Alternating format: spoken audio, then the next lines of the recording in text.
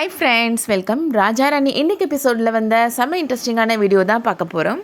வீடியோவை பார்க்குறதுக்கு முன்னாடி நம்ம சேனலை இன்னும் சப்ஸ்கிரைப் பண்ணலைன்னா சப்ஸ்கிரைப் பண்ணிவிட்டு பெல் ஐக்கானை கிளிக் பண்ணிக்கோங்க. ஜெஸ்ஸியோட பேரண்ட்ஸ் ஜெஸ்ஸிட்ட எந்த காரணமும் சொல்லாமல் ஹாஸ்பிட்டலுக்கு கூட்டிகிட்டு போகிறாங்க. எதுக்காகம்மா என்னை ஹாஸ்பிட்டல் கூட்டிகிட்டு வந்திருக்கிறீங்க அப்படின்னு ஜெஸ்ஸி கேட்குறாங்க.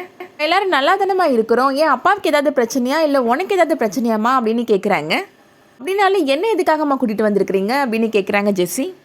நீ கொஞ்சம் நேரம் அமைதியாக இரு, நாங்கள் டாக்டரை பார்த்து பேசிட்டு வரோம், அது வரைக்கும் இங்கே வெயிட் பண்ணு அப்படின்னு சொல்லிட்டு போகிறாங்க.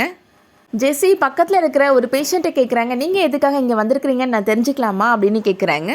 அந்த பேஷண்ட் சொல்கிறாங்க, எங்களுக்கு ஏற்கனவே 2 குழந்தை இருக்குது, இப்போ எதிர்பாராத விதமாக நான் 3வது குழந்தைக்கு கன்சீவ் ஆகிட்டேன் அப்படின்னு சொல்கிறாங்க. அந்த குழந்தை வேணான்னு நானும் என்னோடய ஹஸ்பண்டும் டிசைட் பண்ணியிருக்கிறோம், அதனால் அபார்ஷன் பண்ணுறதுக்காக வந்திருக்கிறோம் அப்படின்னு சொல்கிறாங்க.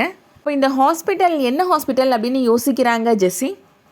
இந்த டாக்டர் கைனகாலஜிஸ்ட் ரொம்ப கைராசிக்காரவங்க, இவங்க அபார்ஷன் பண்ணுவாங்களான்னு தெரியலை, நாங்கள் கேட்டுட்டு போகலான்னு வந்திருக்கிறோம் அப்படின்னு சொல்கிறாங்க.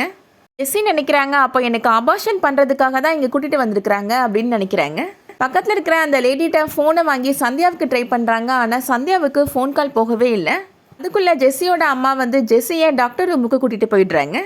நீங்களாவது சொல்லுங்கள் டாக்டர், எதுக்காக என்னை இங்கே வர சொல்லியிருக்கிறாங்க அப்படின்னு கேட்குறாங்க ஜெஸ்ஸி.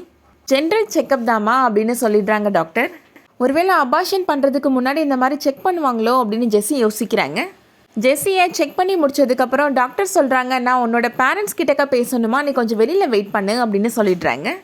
ஜெஸ்ஸிக்கு இன்னும் சந்தேகம் வந்துடுது. நார்மல் செக்கப்னா அவங்க என்ன வச்சே பேசியிருக்கலாமே, எதுக்காக என்ன வெளியில் வெயிட் பண்ண சொன்னாங்கன்னு தெரியலை அப்படின்னு யோசிக்கிறாங்க. ஹாஸ்பிட்டல் லேண்ட்லைன்லேருந்து சந்தியாவுக்கு கால் பண்ணுறாங்க ஜெஸ்ஸி. என்னை இப்போ ஹாஸ்பிட்டல் கூட்டிகிட்டு வந்திருக்கிறாங்க சந்தியா, எனக்கு அபார்ஷன் பண்ண போகிறாங்க, எனக்கு ரொம்ப பயமாக இருக்குது அப்படின்னு சொல்கிறாங்க சந்தியா. இந்த கல்யாணமே நடக்கலைனாலும் பரவாயில்ல, எனக்கு இந்த குழந்தை வேணும் அப்படின்னு சொல்கிறாங்க. நீ கவலைப்படாமல் இரு ஜெஸ்ஸி, நான் சரவணனை கூட்டிகிட்டு உடனே வரேன் அப்படின்னு சந்தியா சொல்லிடுறாங்க. சந்தியா சரவணன் 2 பேருமே இப்போ ஹாஸ்பிட்டலுக்கு வந்துடுறாங்க.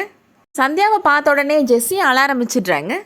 என்னோட சம்மதமே இல்லாமல் இந்த குழந்தைய அபார்ட் பண்ண போகிறாங்க சந்தியா அப்படின்னு சொல்லி அழுறாங்க. நீங்கள் நேராக வாங்க, டாக்டர் ரூமுக்கு போகலாம் அப்படின்னு சந்தியா சரவணன் ஜெஸ்ஸி 3 பேருமே டாக்டர் ரூமுக்கு போகிறாங்க. சந்தியா டாக்டர்கிட்ட சொல்கிறாங்க, ஜெஸ்ஸியோட பேரண்ட்ஸ் அபார்ஷன் பண்ண சொன்னாலும் அதெல்லாம் பண்ண முடியாது அப்படின்னு நீங்கள் தானே டாக்டர் சொல்லியிருந்திருக்கணும் அப்படின்னு சொல்கிறாங்க.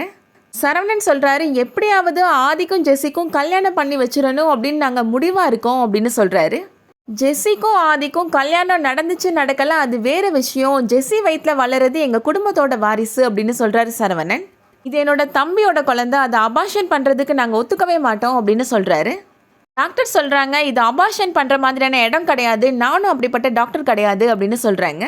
ஜெஸ்ஸிக்கு நாங்கள் அபார்ஷன் பண்ண போகிறோன்னு யார் உங்கள்கிட்ட சொன்னது அப்படின்னு ஜெஸ்ஸியோட அம்மா கேட்குறாங்க. அந்த அம்மா இவங்களை ஃபோன் பண்ணி வர சொன்னேன் அப்படின்னு ஜெஸ்ஸி சொல்கிறாங்க. நீயும் தப்பாக புரிஞ்சுட்டு இவங்களையும் வர வச்சிருக்கிறேம்மா அப்படின்னு ஜெஸ்ஸியோட அம்மா சொல்கிறாங்க. கல்யாணம் ஆன புதுசில் எனக்கு 2 தடவை அடுத்தடுத்து அபார்ஷன் ஆயிடுச்சு, என்னால் அது தாங்கிக்கவே முடியலம்மா அப்படின்னு சொல்கிறாங்க. அதுக்கப்புறம் தான் எங்களுக்கு கடவுள் புண்ணியத்தில் ஜெஸ்ஸி பிறந்தா அப்படின்னு சொல்கிறாங்க.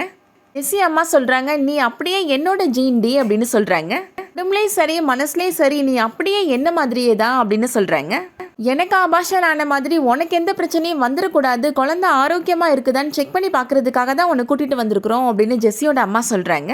மற்றபடி இந்த குழந்தைய கருவிலே கலைக்கிற அளவுக்கு நாங்கள் அவ்வளோ மோசமானவங்கன்னு எங்களை பற்றி நினச்சிட்டியா அப்படின்னு கேட்குறாங்க ஜெஸ்ஸியோட அம்மா. இந்த கல்யாணம் நடக்குதோ நடக்கலையோ இது கடவுள் கொடுத்த உயிர், அதை நல்லபடியாக நம்ம இந்த உலகத்துக்கு கொண்டு வரணும் அப்படின்னு ஜெஸ்ஸியோட அம்மா சொல்கிறாங்க. மன்னிச்சிருமா அப்படின்னு சொல்லிட்டு ஜெஸ்ஸியோட அம்மாவை ஹக் பண்ணிக்கிறாங்க. அதோட எபிசோட் முடியுது. இன்றைக்கி எபிசோட் உங்களுக்கு பிடிச்சிருந்துச்சுன்னா லைக் பண்ணிக்கோங்க. சீரியல் அப்டேட்ஸ்க்கு நம்ம சேனலை சப்ஸ்கிரைப் பண்ணிக்கோங்க. தேங்க்ஸ் ஃபார் வாட்சிங்.